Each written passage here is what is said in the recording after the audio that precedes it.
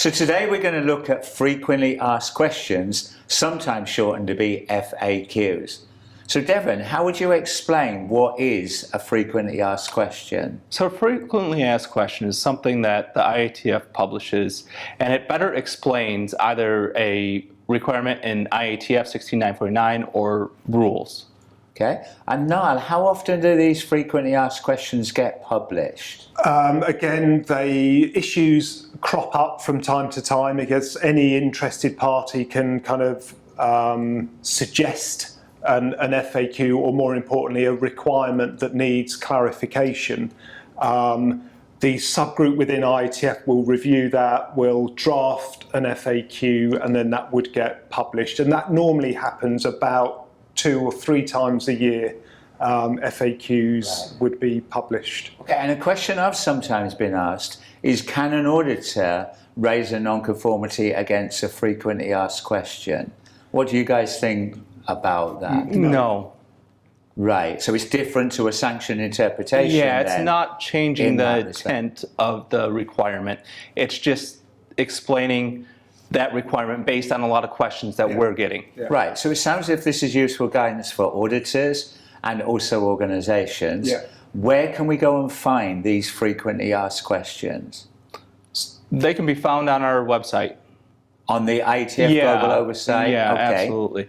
Yeah. Which they're in our banner. You can find them. They'll be split up by the standard and the rules. Okay, and maybe we can take a look at an example of a frequently asked question. Now, I believe there's one about measurement system analysis. Yeah. Can we use that for you to explain how the FAQ is structured? Yeah. So again, similar to the sanction interpretation, each FAQ has its own number.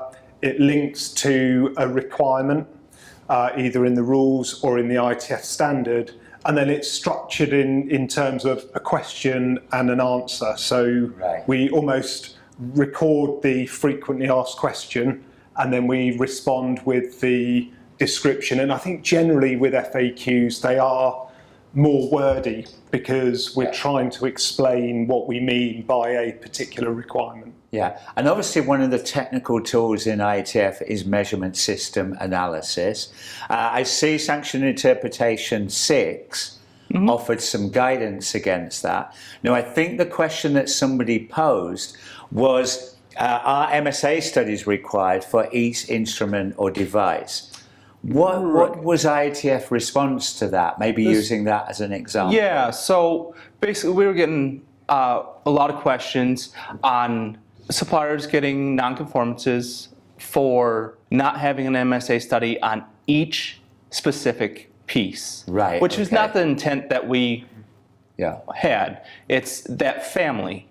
So you don't need it on that specific piece, but that family of piece. And that's good clarification. I guess an organisation still has to take into account customer-specific requirements. Yeah. Yes. But you're saying the general rule is, the requirement is for each type of equipment. Yeah. Right. So you're restating that within the answer. Yeah. And it's good, I understand that. Yeah, it is worth mentioning that the reason this is an FAQ is because the requirement is already clear as far as the IATF are concerned. In other words, every measurement type would have an MSA study, not every piece of measuring equipment.